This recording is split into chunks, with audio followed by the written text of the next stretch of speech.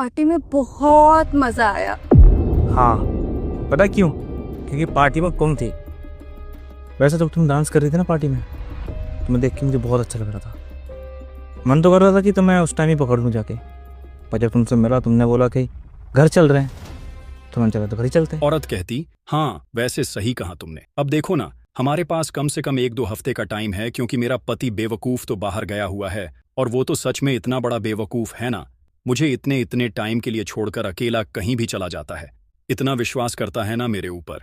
लड़का कहता, और देखो उस पागल को, वो मुझे ना छोटा भाई समझता है, छोटा भाई माय फुट। अच्छा ये सब छोड़ो, तू उसको डिवोर्स कब दे रही है? औरत कहती, बस एक बार ये सारी प्रॉपर्टी अपने नाम करा लूँ ना, उसके बाद मैं उसे डिवोर्स दे दूंगी।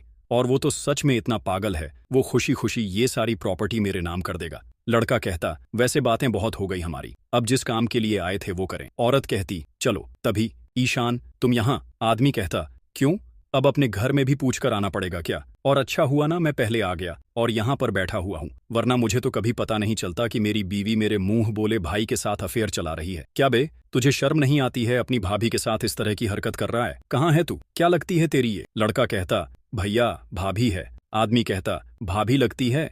अगर ये तेरी भाभी लगती है तो मुझे एक बात बता, कौन सा देवर अपनी भाभी के साथ इस तरह की हरकत करता है? तूने ना मेरा विश्वास तोड़ा है, तुझ पे इतना भरोसा करता था मैं, तेरे लिए क्या कुछ नहीं किया, जबकि मैंने अपने माँ बाप तक की बात नहीं मानी कि ये तो बस तेरा मुंह बोला भाई है, तेरा पड़ोसी है, इसके ऊपर क्यों इतने पैसे खर्च कर रहा है? तुझे अपना परिवार देखना चाहिए, अपना फ्यूचर देखना चाहिए। लेकिन नहीं, मैंने अपने से पहले तेरे बारे में सोचा, अपनी बीवी को भी मैंने सारी खुशियां ला कर दी, लेकिन तुम दोनों ये सब कर रहे हो मेरे साथ। औरत कहती, नहीं ईशान, तुम गलत समझ रहे हो, तुम खामखा इतना नाराज हो रहे हो, हम तो फन कर रहे, हमें पता था ना कि तुम आने वाले हो, तो बस सरप्राइज प्लान कर रहे थे तुम्हारे लिए, और कुछ नहीं, बिल्कुल भी नहीं। लड़का कहता, हाँ भैया भाभी ठीक कह रही हैं, ये तो फन था, और आपको तो पता है ना एक्टिंग करने का कितना शौक है मुझे, मैं तो बस एक्टिंग कर रहा था भाभी के साथ। आदमी कहता, ये एक्टिंग ना बाहर जाकर दिखा, जहाँ चल जाए, मेरे सामने एक्टिंग करने की कोई जरूरत नहीं है, मैं यहाँ पर काफी टाइम से बैठा हुआ हूँ और मैंने सब कुछ सुन लिया है, वो भी जो मुझे सुनना था और जो देखना था। तुम दोनों ने मेरी फीलिंग्स के साथ खिलवाड़ किया है, लेकिन अब बस,